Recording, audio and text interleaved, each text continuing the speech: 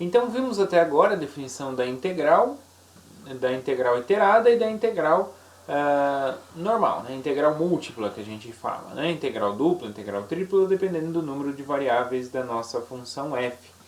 Muito bem, então é natural que a gente se pergunte o que a gente pode dizer, né, em relação às integrais iteradas com a integral quando ambas estiverem definidas. Será que as duas vão ser iguais? Não são? Como que eu obtenho uma a partir da outra? E assim por diante, tá bom? Então, para falar sobre isso, primeiro a gente vai definir o que é um conjunto suave. Então, a gente fala que um conjunto é dito suave em Rn se ele é a imagem de um conjunto compacto. Compacto, lembrando que é um conjunto fechado e limitado, sobre uma função φ de Rm para Rn com n maior, estritamente maior do que m, e φ de classe C1. Ou seja, o que é um conjunto suave? Por exemplo, em R, um conjunto suave, como eu estou em R, só pode ter dimensão menor. Então em R são pontos. Em R2, você tem dimensão 2. Então é de dimensão 1, que são curvas, né, que é a imagem de uma aplicações de R em R2, ou então pontos, que é a imagem de aplicação de R0, vamos dizer assim, né, de ponto em R2.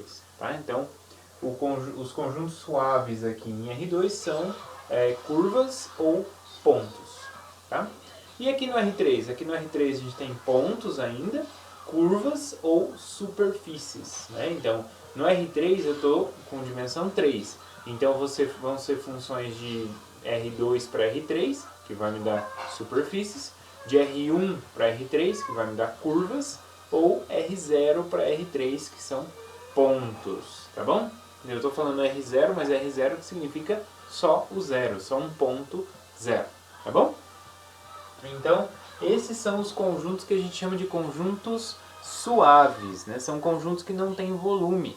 Né? Se a gente olhar para pontos aqui dentro de R, ele não tem volume. Né? Em R, volume é aquele que tem comprimento. Em R2, por exemplo, eles não têm volume, porque o volume no R2 é área. Então, tem que ter um objeto que tem área. Aqui, nenhum dos dois objetos tem área. Né? E aqui no R3 é o volume como a gente conhece, né? E se eu tenho uma superfície, ela não tem volume. Em curvas e pontos menos ainda, tá? Então, todos esses conjuntos suaves são conjuntos de volume zero, né? Então, aí a gente tem os chamados conjuntos de medida nula, né? Que vocês podem se deparar aí nos livros, né? Um conjunto de medida nula. Um conjunto de medida nula nada mais é do que a união finita de conjuntos suaves. Tá? Essa que é a ideia de conjuntos de medida nula. Tá? E aí a gente tem o seguinte teorema. Então, seja B um subconjunto Rn limitado, de tal forma que a fronteira de B esteja contida em um número finito de conjuntos suaves.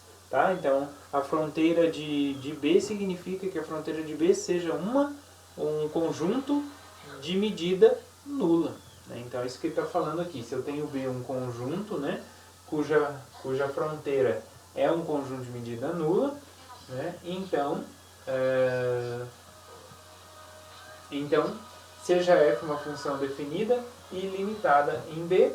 Se a f é contínua nesse conjunto B, exceto possivelmente em uma reunião finita de conjuntos suaves, ou seja, eu estou supondo então a função contínua num conjunto B, exceto um subconjunto de medida nula dentro de B.